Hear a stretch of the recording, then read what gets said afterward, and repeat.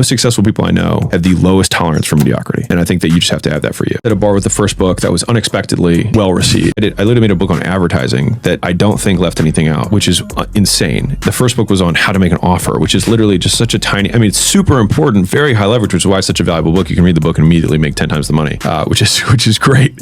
But other components of the business don't have necessarily that level of leverage. And so to help someone get leads, it's like, well, I had to cover different platforms, media types, consumption types. I had to cover lead magnets. I worked probably 5 times, maybe 7 times more hours on leads than I did on offers. I also made a massive mistake with leads, which is that I did not narrowly define the problem. I felt truthfully very confident about the product when it came to the launch. And so I just wanted to get it in people's hands. I felt truthfully incredibly prepared for the launch. I had done that presentation 3 times a day for an entire month. And so every morning I would do the presentation in my head. So I'd go through the slides saying it. And then I would do one live and record it. And then I would play the recording back to myself with the slides in front of me. And I would pause it and make edits or add slides or take away slides or smooth over language where I felt it needed help. And so when I got there that day, I had done this before and I knew what I was going to say, and I could probably do the whole thing by heart without the slide. And so I tend to go into high stakes situations that way, which is the higher the stakes, the greater my preparation is, because I can eliminate my anxiety by preparing. And I know that if I have no anxiety on the day of, I will do well. Well, I think a lot of people go into things underprepared. Yeah. And so I think it's reasonable that they have anxiety. Like, it is good, it is right that you have anxiety. You're not prepared.